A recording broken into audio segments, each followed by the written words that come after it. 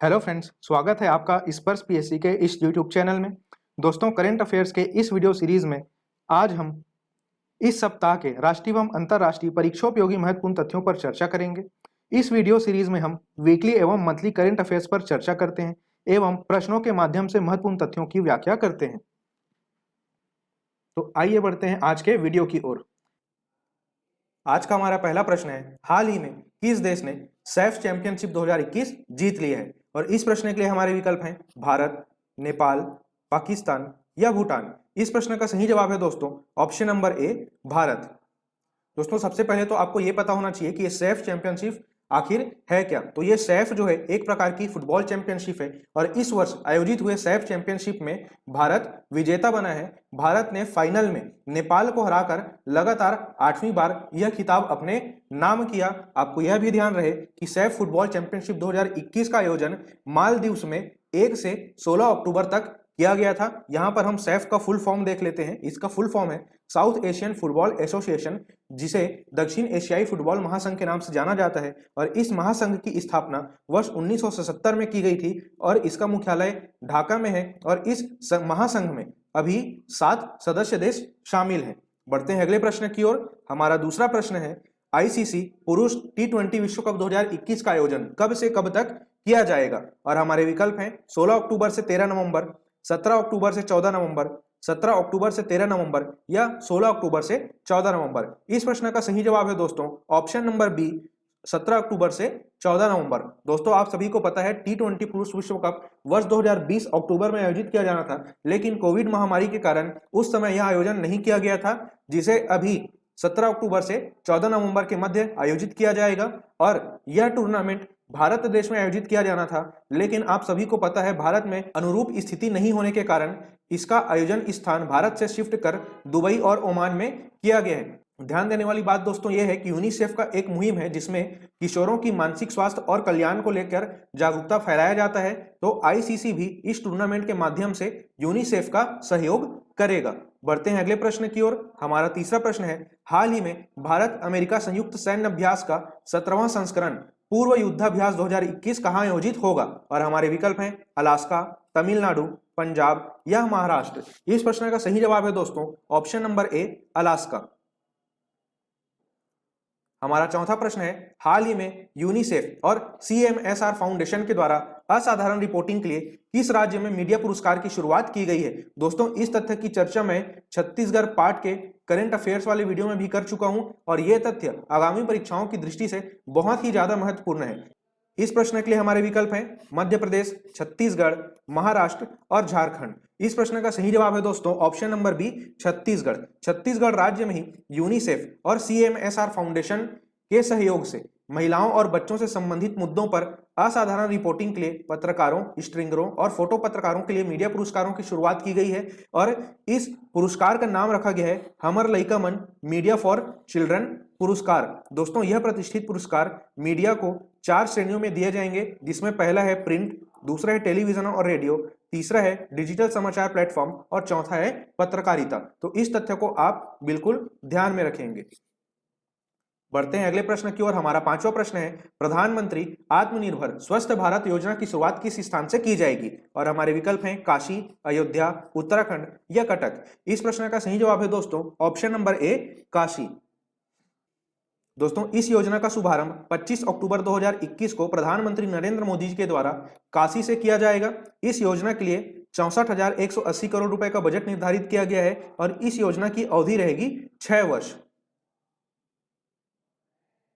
हमारा छठवां प्रश्न है, हाल ही में जारी रिपोर्ट के अनुसार बिटकॉइन दुनिया के कौन से क्रम की सबसे मूल्यवान संपत्ति बन गई है? और हमारे विकल्प हैं 6वां, 7वां, 8वां या 9वां। इस प्रश्न का सही जवाब है दोस्तों ऑप्शन नंबर सी, 8वां।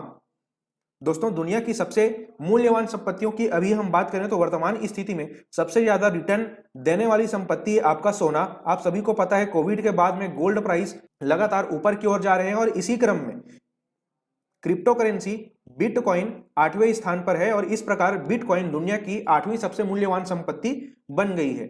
हमारा अगला प्रश्न है, हाल ही में इकोनॉमिस्ट इंपैक्ट द्वारा जारी वैश्विक खाद्य सुरक्षा सूचकांक 2021 में भारत कौन से स्थान पर रहा है?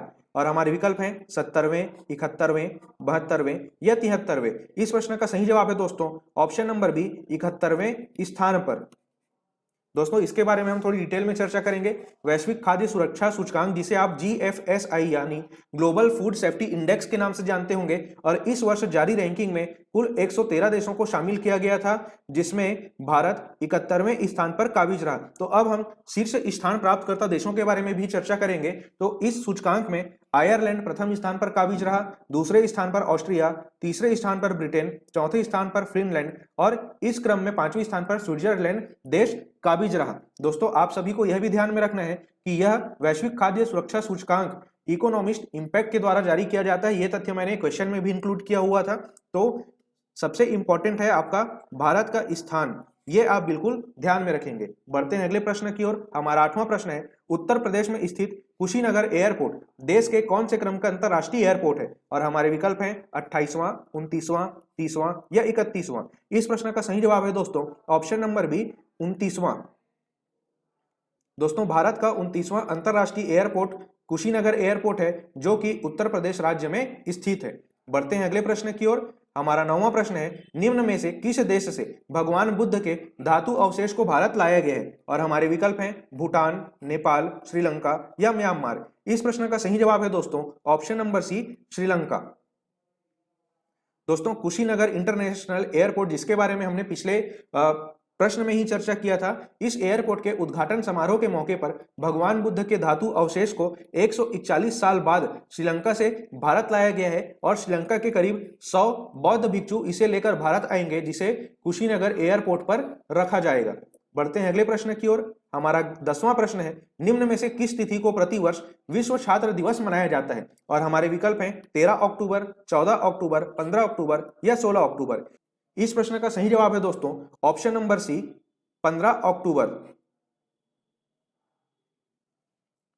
दोस्तों भारत रत्न और पूर्व भारतीय राष्ट्रपति डॉक्टर APJ अब्दुल कलाम की जयंती के रूप में प्रतिवर्ष विश्व छात्र दिवस मनाया जाता है और संयुक्त राष्ट्र संगठन के द्वारा डॉक्टर कलाम जी के 79th बर्थडे के मौके पर यानी 15 अक्टूबर 2010 को विश्व विद्यार्थी दिवस मनाने की घोषणा की गई थी। डॉक्टर कलाम जी के बारे में आप ये तथ्य ध्यान रखेंगे कि वे वर्ष 2002 से 2007 तक पूरे एक पंचवर्षीय कार्यकाल के लिए भारत के राष्ट्रपति रहे और वे भारत के 11वें नंबर के राष्ट्रपति थे। डॉक्टर कलाम को पीपल्स प्रेसिडेंट के तौर पे भी जाना जाता है और इस वर्ष विश्व छात्र दिवस यानी विश्व छात्र दिवस 2021 का विषय था लोगों, ग्रह, समृद्धि और शांति के लिए सीखना।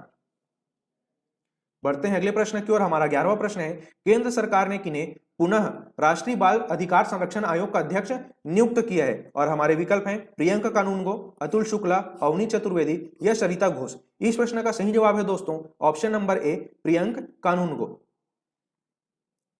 हमारा अगला प्रश्न है, हाल ही में किस अंतरिक्ष एजेंसी ने लूसी मिशन लॉन्च किया है? और हमारे विकल्प हैं नासा, इसरो, बार्क या CNSA। इस प्रश्न का सही जवाब है दोस्तों ऑप्शन नंबर ए, नासा। हमारा 13वां प्रश्न है, हाल ही में जोनास गहर स्टोर किस देश के नए प्रधानमंत्री बने हैं? और हमारे विकल्प हैं बाकू, नॉर्वे, फिनलैंड या जिम्बाब्वे। इस प्रश्न का सही जवाब है दोस्तों ऑप्शन नंबर बी, नॉर्वे। हमारा 14वां प्रश्न है, हाल ही में अंतरिक्ष में विश्व की पहली फिल्म की शूटिंग की गई, उसका नाम क्या है? और हमारे विकल्प हैं यूनिवर्स, चैलेंज, स्काई यूनिवर्स या फ्लाइंग यूनिकॉर्न। इस प्रश्न का सही जवाब है दोस्तों ऑप्शन नंबर बी, चैलेंज। तो ये अपने आप में एक स्पेशल तथ्य है। एक रूसी क्रू के द्वारा अंतरिक्ष में विश्व की पहली फिल्म की शूटिंग की गई, जिसका नाम है चैलेंज, और इस नाम को आप बिल्कुल अपने ध्यान में रखिएगा। बढ़ते हैं अगले प्रश्न की ओर। हमारा 15वां प्रश्न है, हाल ही में किसने अपनी नई किताब the nutmeg's curse parables for a planet in crisis लिखी है? और हमारे विकल्प हैं अमर्त्य सेन, रघुराम राजन, अमिताभ घोष या गीता गोपीनाथ। इस प्रश्न का सही जवाब है दोस्तों option number C, Amitabh Ghosh. यानी ये जो किताब है the nutmeg's curse parables for a planet in crisis, इसके लेखक के तौर पे आपको अमिताभ घोष जी का नाम बिल्कुल ध्यान में रखना है। तो दोस्तों आज के वीडियो में सिर्फ इतना ही। अगर आपको यह वीडियो अच्छा लगा हो तो इस वीडियो को अन्य अभ्यर्थी मित्रों तक जरूर शेयर कीजिएगा और इंतजार कीजिए हमारी अगली वीडियो का। इस वीडियो को अंत तक देखने के लिए आपका धन्यवाद।